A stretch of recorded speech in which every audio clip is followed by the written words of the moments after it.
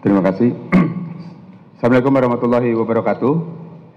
Yang terhormat Bapak Kapolda Metro Jaya, mohon izin rekan-rekan, kami akan menyampaikan terkait dengan sebagaimana kita ketahui bahwa pada tanggal 7 November 2025 kemarin telah terjadi satu peristiwa hukum berupa ledakan di SMA 72 Jakarta Utara.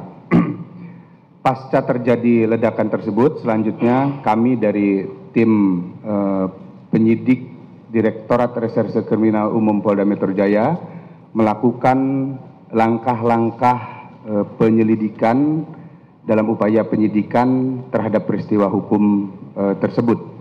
Beberapa petunjuk, alat bukti, dan keterangan saksi sudah kami kumpulkan. Kemudian terhadap petunjuk dan bukti-bukti yang ditemukan, baik itu di TKP pertama maupun di TKP kedua, selanjutnya kami lakukan uji laboratoris di Laboratorium Kriminal Forensik Polri. Kemudian terhadap saksi-saksi kami juga sudah melakukan pengambilan keterangan, permintaan keterangan terhadap 20 orang saksi untuk memberikan keterangan sehubungan dengan peristiwa hukum yang terjadi tersebut.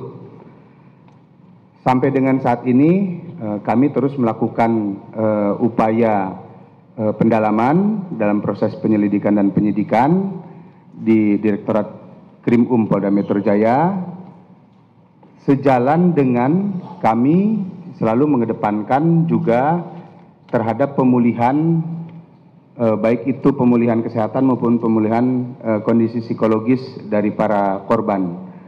Untuk menjamin proses penyelidikan dan penyidikan ini berjalan lebih mengedepankan pada hak-hak anak, karena sebagaimana kita ketahui, baik itu korban maupun anak yang berkonflik dengan hukum, ini adalah semuanya berkaitan dengan hak anak-anak. Maka kami juga bersama-sama dengan Komisi Perlindungan Anak Indonesia dari KPAI untuk menjamin bahwa proses penegakan hukum ini benar-benar memperhatikan hak-hak dari anak tersebut. Dari beberapa keterangan saksi yang disampaikan, kemudian alat bukti yang kami peroleh dan hasil dari Laboratorium Kriminal Forensik Polri,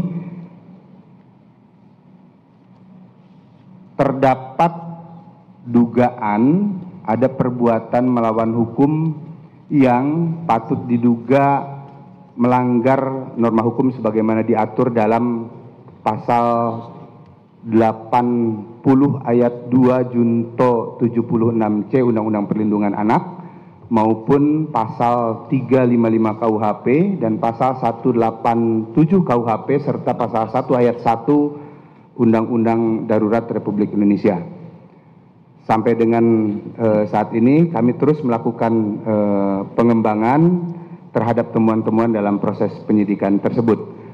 Lalu kemudian ada hal yang menarik juga di dalam proses penyidikan yang kami peroleh dari hasil penggalian keterangan maupun petunjuk-petunjuk yang ada, bahwa yang bersangkutan anak berkonflik dengan hukum ini terdapat dorongan untuk melakukan peristiwa hukum tersebut.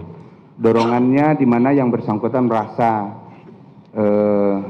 sendiri, kemudian merasa tidak ada yang menjadi tempat untuk menyampaikan keluh kesahnya, baik itu di lingkungan keluarga, kemudian di lingkungannya itu sendiri maupun di lingkungan sekolah. Ini yang menjadi perhatian kami juga bersama dengan KPAI untuk menyikapi hal tersebut.